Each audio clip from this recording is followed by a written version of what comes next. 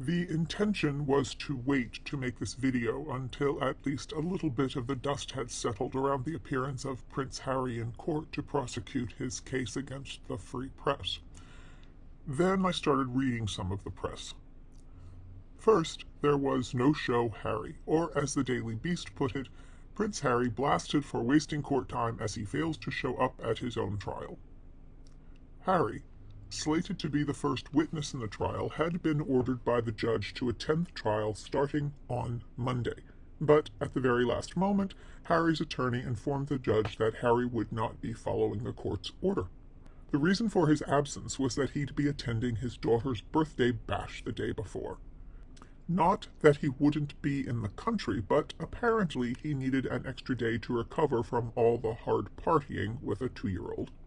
Also, just for the record, Harry's attorney informed the judge Harry was in a, quote, different category, unquote, from other mere humans owing to the travel and security arrangements that had to be put in place to protect the runaway Duke.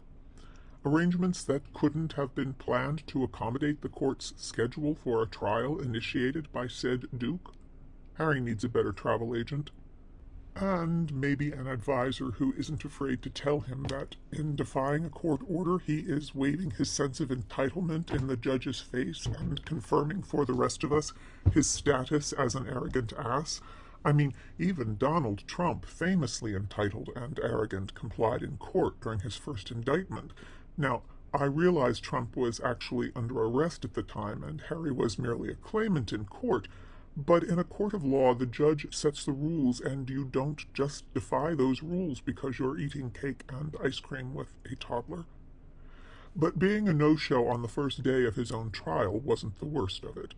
When he was finally in the witness stand on the second day of the trial, Harry conceded that he didn't actually have proof of his claims. He couldn't actually provide solid evidence that the stories the tabloids have printed about him throughout the years contained information that was illegally obtained. Instead, he simply insisted, without substantiation, that the information must have come from illegal sources. Indeed, in many of the instances Harry cites as ones in which information was gathered illegally, his opposition has provided unquestionable evidence that the information was already public before it appeared in the press stories Harry is complaining about. You know who else likes to insist that the public believe his stories without solid proof of their veracity, or when there is incontrovertible evidence that his stories are fantasies? Donald Trump. You know, that whole thing about winning the 2020 election? No one, least of all me, is going to say there isn't an expansive gulf in temperament between these two men. Harry is a damaged and pitiable middle-aged man with what are likely benevolent if confused and misguided intentions. Trump is a damaged and deranged old man who is a narcissistic sociopath with no intention other than his own glorification. However, because of the way the British courts are run, principally no cameras in the courtrooms, the public must rely on press reports for its information, and I was hoping to have a verdict before commenting on the case in a video. But the similarities between Harry's quixotic quest and Donald Trump's seemed just too on point in terms of the point of this channel. Donald Trump is not in any sense a classic Republican or conservative, he's a Trumpist, which is a whole other and fascist beast that has co-opted the right for its own purposes. Harry and his wife are not classic liberals or progressives, but a couple of unrepentant whiners who'd like to co-opt the empathetic and egalitarian values of the left to justify their petty and unsubstantiated complaints.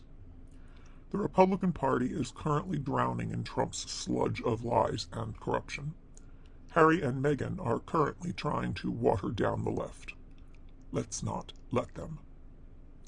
If you like what we're doing here at The Authentig, consider giving this video a like, subscribing to the channel, and ringing the bell so you'll be notified when a new video makes its debut, and think about leaving a comment too.